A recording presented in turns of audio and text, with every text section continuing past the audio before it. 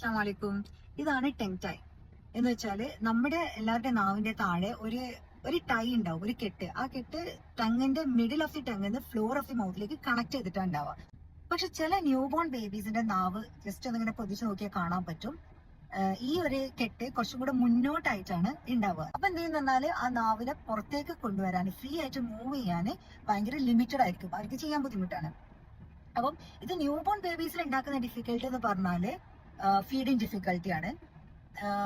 Baby breast feed ചെയ്യുന്ന സമയത്ത് മിൽക്കിന്റെ കൂടെ എയറും ഒരുപാട് ഉള്ളിലേക്ക് കയറും. അപ്പം അത് ഗ്യാസ്ട്രിക് ഇഷ്യൂസ് ഉണ്ടാക്കും കുട്ടികളുടെ വയറ്റില്. അപ്പം ഇത് നല്ലോണം ഡിഫിക്കൽട്ടി ഉണ്ടെന്നുണ്ടെങ്കിൽ ഈ സമയത്ത് തന്നെ ഡോക്ടറെ കാണിക്കുന്നതാണ് ഏറ്റവും നല്ലത്.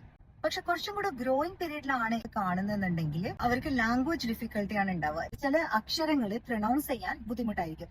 ഇപ്പം ട ട ടി എന്നൊക്കെ പറയുമ്പോൾ നമ്മുടെ നാവ് റൂഫ് ഓഫ് ദി മൗത്തിലേക്ക് തട്ടുന്നുണ്ടല്ലോ.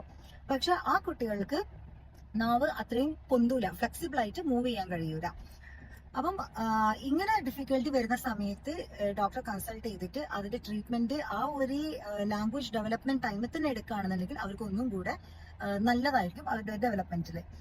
പിന്നെ ഇതിന്റെ ട്രീറ്റ്മെന്റ് എന്ന് പറഞ്ഞാൽ അങ്ങനെ വലിയൊരു സർജിക്കൽ പ്രൊസീജിയർ ഒന്നും അല്ല. ആ ഒരു കുഞ്ഞു ടൈ ഉണ്ടല്ലോ നാവിന്റെ താഴെയുള്ള, അത് ജസ്റ്റ് ഒന്ന് കട്ട് ചെയ്യും. It's A very simple procedure.